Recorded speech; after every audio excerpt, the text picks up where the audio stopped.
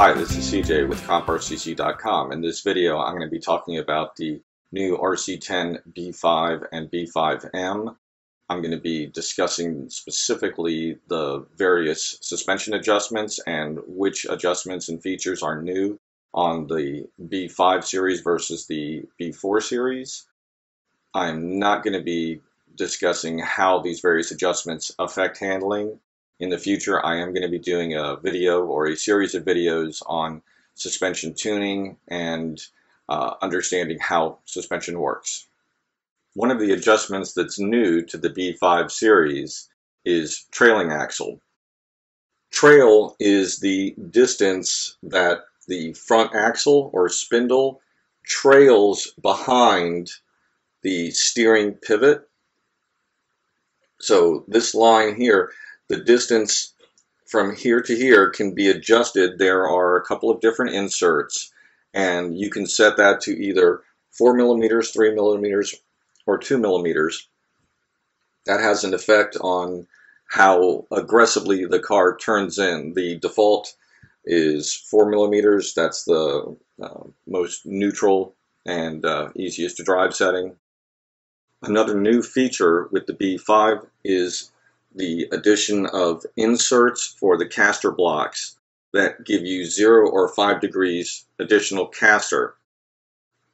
Plus you have the additional steering block. They provide 25 and 30 degree steering blocks with the kit.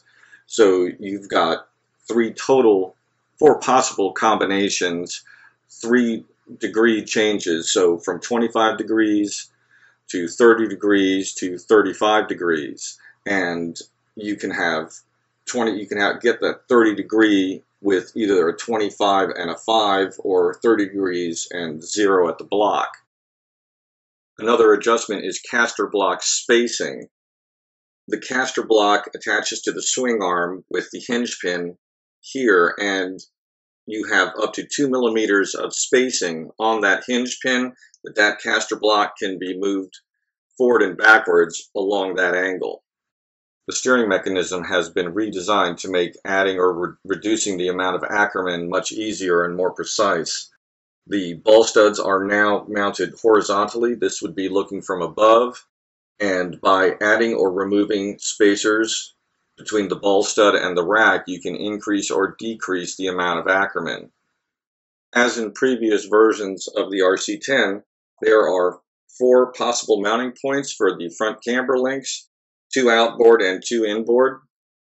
And again, as with previous versions of the RC10, you have 6 total mounting positions for the front shocks.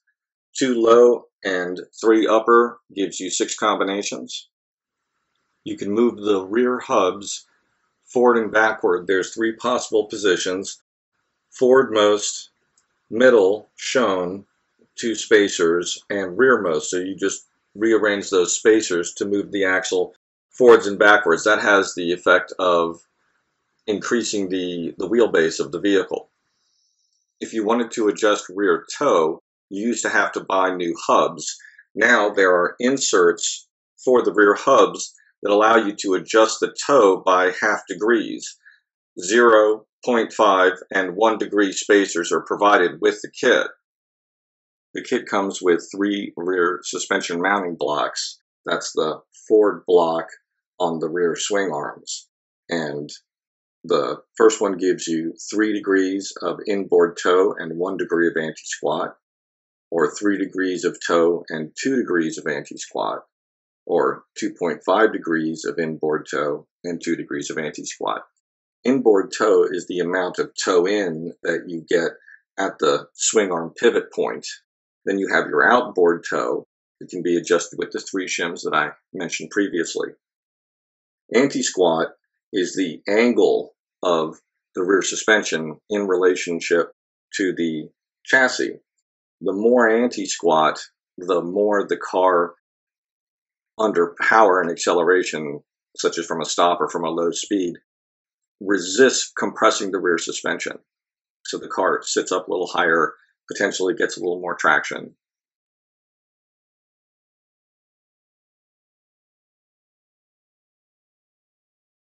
The rear camber link has 5 different possible mounting positions outboard and 2 inboard. There are 2 different plates that come with it that fit into the top of the rear hub, and that gives you a very granular and linear adjustment. So instead of having the holes at different heights over here, you end up, depending on which plate you're using, with 5 possible overlapping positions there. And 2 inboard, that will change the length of the camber rod, its fixed length. Now, you have your static adjustment for rear camber when you adjust the turnbuckle, but its overall length to the different mounting points, that gives you a change in the geometry as far as how much camber the vehicle is going to have at rest, how much it's going to have as the suspension compresses. So as the vehicle leans into a turn, you can have more or less change in the amount of camber. The rear shocks, as with the front, have 2 lower and 3 upper positions, giving you 6 possible mounting combinations. Team Associated has done a fantastic job of designing a kit in such a way that you have a tremendous amount of adjustability without having to go out and buy a bunch of extra parts to change caster and rear toe, adjustments of that nature. And that also saves a tremendous amount of time when you're trying to test at the track. If you need to adjust the caster, you just pull a pin, put in a different spacer, put the pin back in, and take the car right onto the track. You don't have to switch out the axles, pop off ball studs, and do a lot of other work. It becomes a lot easier. There's a lot less time in between, so it's a lot easier to make changes, test the car, and understand what the difference is, how that is affecting your lap times, and then make more changes and do more testing. And I hope a lot of other manufacturers start doing this kind of thing. Associated has certainly raised the bar dramatically on what you can do with your car as far as tuning it and not having to spend extra money. It's not a great business decision, potentially, from the point of view of upselling and getting extra parts. From the buyer's point of view, for the racer, it's a real gift, because it's going to make it a lot easier for people to make these changes and really play with the car and tune and see what it can do. Well, I hope you've enjoyed this video, and I hope you'll subscribe to my channel. In the future, I'll be bringing out a handful of different videos on suspension tuning, understanding how suspension works. I'm going to obviously have to do different ones for road versus off-road, because there's different concerns as far as the track conditions, jumps, bumps, etc., that off-road cars have to take into account versus road cars. Thank you.